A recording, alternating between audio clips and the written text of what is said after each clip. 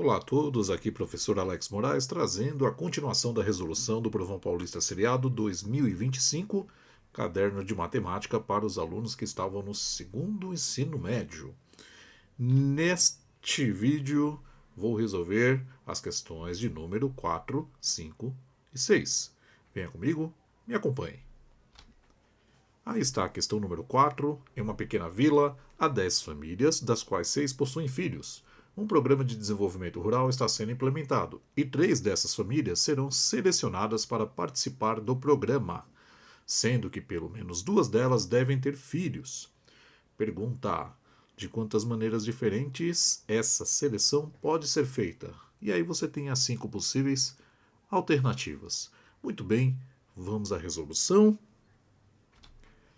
Aí está novamente a nossa questão para irmos nos baseando e o método de resolução que eu utilizarei neste caso para esta questão exigirá 3 passos. Lembrando sempre que estou fazendo de forma o máximo didática possível, tá bem? Por isso, né, claro que lá, né, sempre falo isso nos vídeos, aqui eu não estou resolvendo de uma forma direta, como se eu tivesse resolvendo a prova. Estou resolvendo de uma forma que fique mais didática, para que você entenda a ideia, o passo a passo. Muito bem, por isso tem os passos, né? No primeiro passo, neste caso, identificar o conceito de combinação simples, tá bem? Através do enunciado, eu identifico o conceito de combinação simples. Identificado o primeiro passo, o segundo passo, obviamente, é calcular as combinações, repare o plural, para as exigências pedidas no enunciado.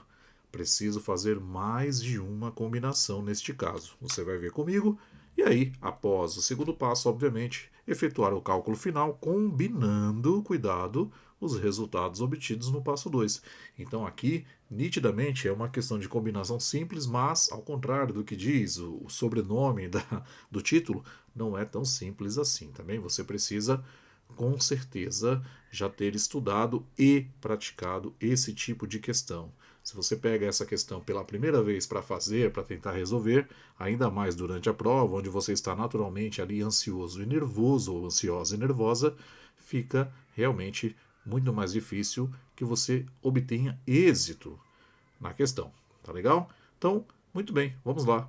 Primeiro passo: identificar o conceito de combinação simples, né? Então, para isso, eu vou destacar aqui para você no texto onde estaria, né? É, a dica de que isto trata-se de uma questão de combinação simples. É quando ele fala que aqui, né, você tem 10 famílias selecionadas ali por algum motivo, das quais 6 possuem filhos, ou seja, 4 não possuem filhos. Um programa de desenvolvimento rural está sendo implementado e apenas 3 dessas famílias, né, 3 famílias serão selecionadas para participar do programa. Sendo que pelo menos, e aqui temos o agravante, né, da questão, sendo que pelo menos 2 delas devem ter filhos. Repare, esta palavra aqui, ó, essas 2 palavras aqui, o pelo menos, é o que realmente dificulta um pouco mais a questão. E a pergunta é de quantas maneiras diferentes eu posso fazer essa seleção. Bom, aqui qual é o conceito, né? Como eu falei, de combinação simples. E por que a combinação simples? Porque você tem basicamente um grupo de objetos, aqui pessoas, né? Objetos, modo de dizer, pessoas, e dentro desse grupo você vai ter que escolher alguns deles para selecionar. Quando você tem esses casos, né, onde você tem um grupo maior e dentro desse grupo você vai escolher subgrupos para serem selecionados, nós utilizamos o conceito de combinação simples, tá? É um pouco complexo falar assim na resolução, né? Teria que fazer aqui uma bela de uma revisão do tema, mas para aqueles que já estudaram, com certeza vão identificar o que eu estou falando, tá? E se você já viu que este é o caso de combinação simples, o segundo passo aqui dentro do primeiro, né, digamos assim, seria lembrar a aplicação da fórmula de combinação simples, né?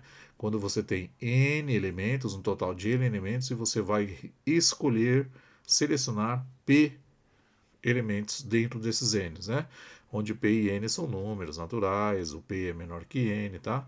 Tudo aquilo lá que quem já estudou já viu, tá bem? Aqui eu só vou te lembrar o termo geral, a fórmula geral, né? Você tem o n fatorial, e aí você divide o resultado por p fatorial, abre parênteses, multiplicado n menos p fatorial. Essa aqui é a fórmula da combinação simples, tá bem? Tá aqui uma divisão aqui, tá? Pronto.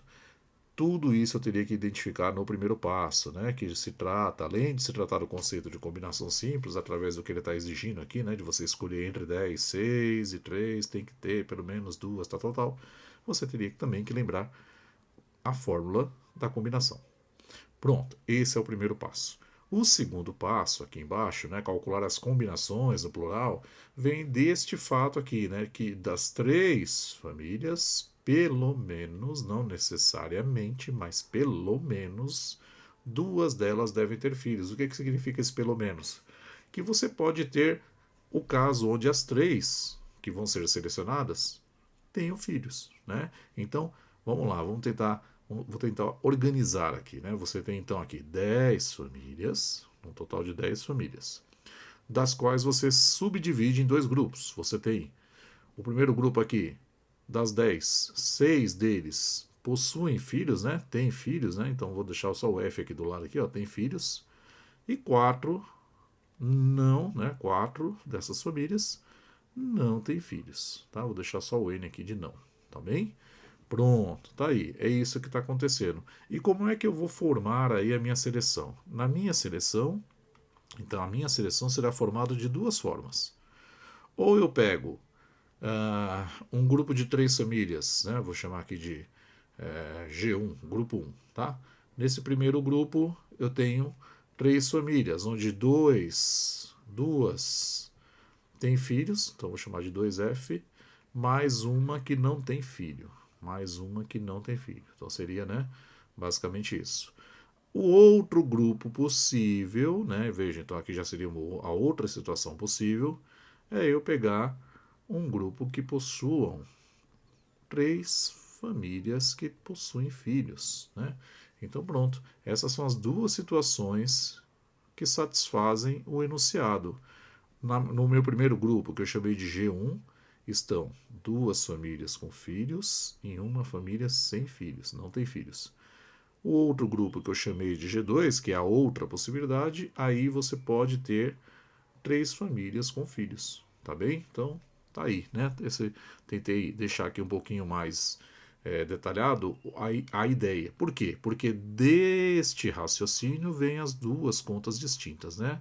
Aqui eu vou fazer um tipo de combinação simples e aqui eu vou fazer um outro tipo de combinação simples, né? Qual vai ser o do G1? Aqui eu vou fazer, na verdade, duas. Uma combinação simples, né? Ó, das 6 vagas ali, 2 terão filhos e, quando é o E é vezes, vai sobrar uma vaga para aquelas 4 famílias que não tem filho. Então esse aqui, essa é a primeira situação. E a segunda situação é você dividir as 6 vagas, então 6 vagas, para 3 famílias que tenham filhos. Aqui não tem, né, a condição de você pegar de repente uma família que não tem filho. Então repare, você tem ou este caso ou este caso. Pronto, é isso que você tinha que analisar aí no passo 2, né? E agora, feita esta análise, aí sim você vai para o cálculo, tudo bem? Então ele pergunta de quantas maneiras diferentes, né? Eu vou chamar de que de quantas, tá? Que de quantas maneiras diferentes. Como é que eu faço então o cálculo geral? Tudo que você precisa fazer é calcular o primeiro caso, né? Então você tem aqui 6 famílias e eu vou pegar só duas delas, e, que é vezes, ainda dentro do primeiro caso, para as 4 famílias que sobraram só tem uma vaga. Ou, e nós sabemos que na matemática o ou é mais, ou o segundo caso, né, o G2, onde você vai ter das 6 famílias, 3 vão preencher as vagas. Este é o cálculo que eu tenho que fazer nesta situação, neste problema número 4, tá bom? Então tá aí. Pronto, era isso. Agora é aplicar aquela fórmula que está lá em cima para cada caso. Então veja, né? O N, no primeiro caso aqui, ele é o 6, aqui ó, ele é o 6, e o P, no primeiro caso aqui, ele vai ser o 2, tá? Então é assim que eu vou distribuir aqui as minhas variáveis. Então vai ficar 6 fatorial sobre 2 fatorial E aqui seria 6, repare que eu já vou fazer direto, ó, aqui seria 6 menos 2. Por isso que aqui já vai ficar direto, né? 4 fatorial, tá bom? Faça passo a passo e você vai ver que dá certinho. Aí aqui a segunda situação, o n agora é 4 e o p é 1. Vai me acompanhando aí, ó. Aqui é 1 e 4 menos 1, 3 fatorial. Pronto, já fiz, né? Esse caso e agora acabei de fazer esse caso. E agora vou somar com este terceiro caso. Então tudo isso mais 6 fatorial, dividido por 3 fatorial, 6 menos 3, 3 fatorial. Pronto, prontinho. Tá aí. Agora é uma questão de álgebra, tá bem? Você tem que lembrar, obviamente, o que é fatorial, né? No primeiro caso, eu posso fazer 6 vezes 5 vezes 4 sobre 2 fatorial, 4 fatorial. No primeiro caso fica assim, vezes. Segundo caso, 4 vezes 3 fatorial. Aí eu divido aqui por 1 fatorial vezes 3 fatorial.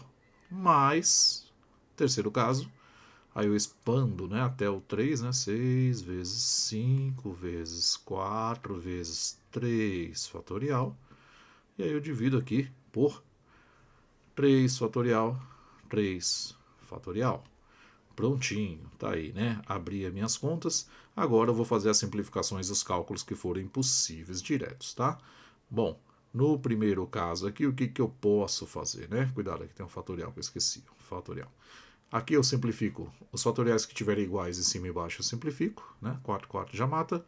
2 fatorial é 2, 6 vezes 5 é 30. Então isso aqui, ó, esse carinha aqui em cima vai dar 30, tá? 30. E eu vou dividir esse 30 por esse 2 aqui embaixo. Quando você fizer essa conta, já vou pôr aqui por falta de espaço, vai dar 15, tá bem? Então, o primeiro fatorial ali deu 15, vezes. Aqui, novamente, o que for igual eu simplifico, né? 3 fatorial morre com 3 fatorial. 1 fatorial é 1, 4 por 1 vai dar 4. Aqui fica 4, tá? E aqui mais 3 fatorial mata esse 3 fatorial. 3 fatorial, se você fizer a conta, é 6. Então já vou te adiantar a vida, né?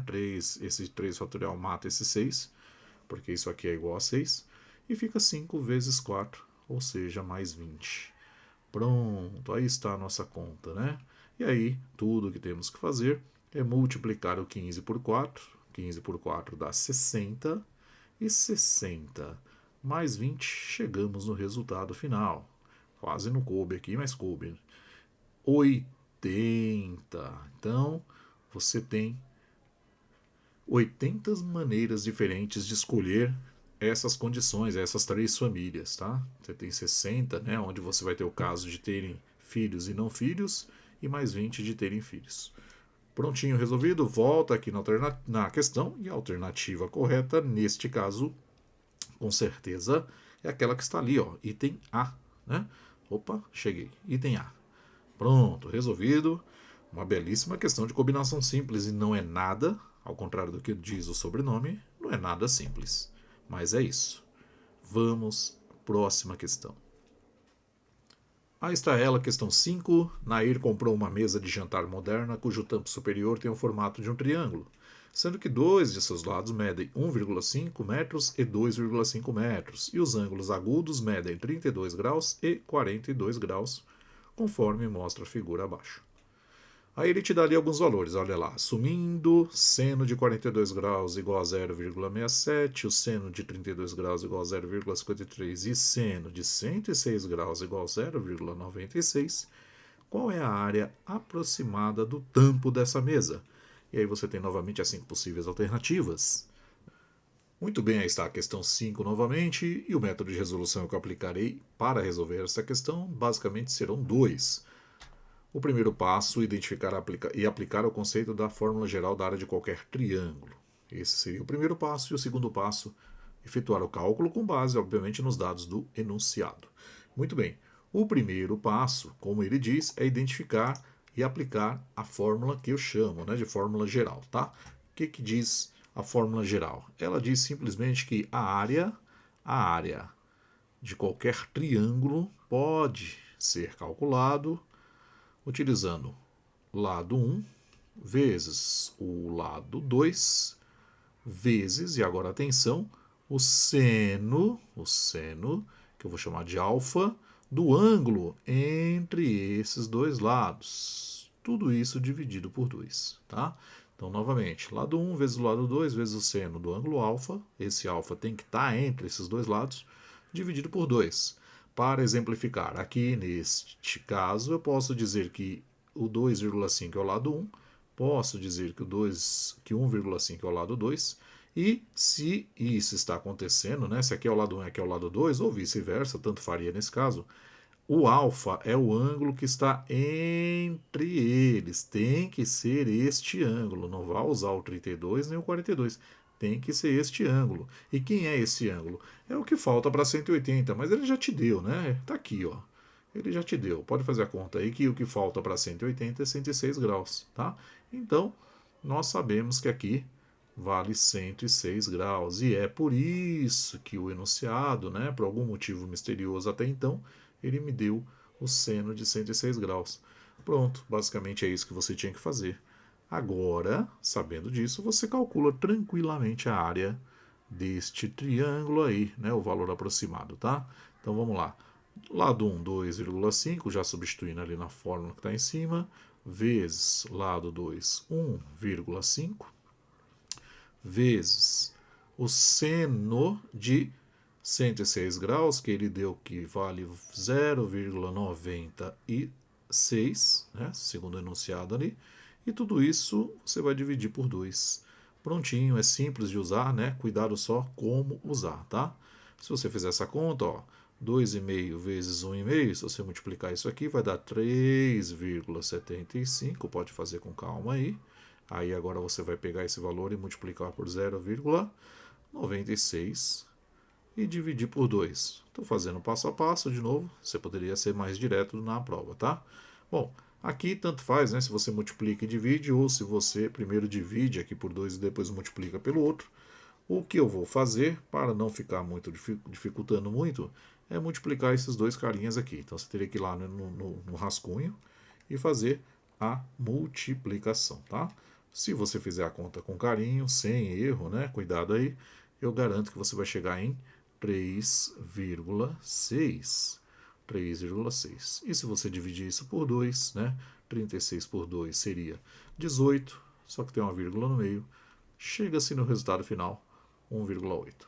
Prontinho. Aí está a solução desta questão. Questão 5 devidamente resolvida. Volta lá no enunciado e aí você vai assinalar o item C. Pronto, aí está. Questão devidamente resolvida. Vamos à próxima. Questão 6. Uma escola fez uma pesquisa com seus 1.000 alunos sobre o que eles costumam fazer no tempo livre. Os resultados estão no gráfico de setores tipo de atividade. Então você tem aí o primeiro gráfico. Para os alunos que disseram que costumam ler no tempo livre, a escola perguntou quais tipos de leitura preferem. As respostas estão no gráfico de setores de tipo leitura. E aí você tem o segundo gráfico, né? O gráfico de setores, também conhecido como gráfico de Pixar. Muito bem. Considerando a totalidade de alunos dessa escola, qual é a porcentagem de alunos que preferem ler romances no tempo livre? E nós temos aí as 5 possíveis alternativas. Muito bem, vamos lá. Método de resolução. Aqui cuidado, né? Você tem que fazer um método que o passo vai ser o único, né? Aplicar o conceito de porcentagem proporcional aos dados do enunciado. Mas, cuidado, de novo, olha lá. Aplicar o conceito de porcentagem proporcional. O que significa isso? Que nós vamos ter mais de uma porcentagem atuando aqui na sua questão. Por isso que você tem dois gráficos diferentes, tá? Bom, a pergunta qual é? Vamos destacar novamente para não nos perdermos. A pergunta está aqui, tá? Considerando a totalidade de alunos da escola, destacar aqui, ó, qual é a porcentagem de alunos que preferem ler romance no tempo livre? Tudo bem? Pronto, essa é a pergunta. Então a pergunta está em cima desse carinha que eu estou destacando aqui, ó, romance, né? Ou, se você preferir, em cima desses 40%. Mas cuidado, da onde vem esse gráfico? Vem aqui do gráfico tipo de atividade, que é a parte que nos interessa é a leitura, que corresponde, neste primeiro gráfico, a 15%. Então, repare, né? Esses 40% estão dentro desses 15%. Por isso que está ali o conceito de porcentagem proporcional. É o que eu chamo de porcentagem proporcional, tá? Bom, e agora que você identificou o que está acontecendo, você volta bonitinho aqui, deixa eu pegar minha caneta, e você volta bonitinho aqui, eu vou calcular o que ele quer, qual é a porcentagem. Vou chamar de P, né? Muito criativamente que sou, chamo de P, né? Que vai ser aí a porcentagem final, tá? Quem vai ser essa porcentagem final? Primeiro, você parte daqui, ó, 15% do primeiro gráfico, nós temos que dos 1.000 alunos, 15% leem no seu tempo livre, tá? 15%. Já estou colocando na forma de fração, né? A porcentagem na forma de fração, tá? E desses 15%, aí eu vou destacar aqui novamente, ó, 40% gostam de romance. Então, como é que você calcula por porcentagem proporcional? É um vezes, né, uma multiplicação, né, entre as duas porcentagens. É só isso, tá? Não tem segredo. Toda vez que você tiver esse tipo de porcentagem, é isso que você vai fazer. Multiplicar as duas porcentagens. Pronto. Aí está. Tudo que você tinha que fazer é isso. Agora, obviamente, como é multiplicação e divisão, você faz as simplificações possíveis no início para simplificar a conta. Em cima ficou 15 vezes 4, aqui ó, 15 vezes 4, tá? Multiplicação de fração. Isso vai dar 60, em cima dá 60. E embaixo ficou 100 vezes 10. 100 vezes 10 é mais conhecido lá fora como 1.000. 1.000, tá? 1.000. E aí, mais uma vez, né? Tudo que eu tenho que fazer aqui é simplificar um dos zeros. Esse zero, por exemplo, com esse zero. E aí eu descubro a resposta, né? 6 por 100. Ou, se você preferir, 6%. Prontinho. Tá aí. É só isso, né? Essa é a resposta dessa linda questão, o que vai te levar aqui à linda alternativa do item B. Beleza? Bom, tá aí de novo a questão e, como eu já falei, alternativa item B, 6%. Pronto, resolvido, direto, simples assim. Novamente o convite, professor Alex Moraes, página no Instagram, se você tem, por gentileza, adiciona lá, dá aquela forcinha. Caso você esteja vendo, por algum motivo, este vídeo fora do YouTube, nós temos o projeto da página lá nele. Só que lá nele chama-se Matemática e Física. Vai lá, dá uma força.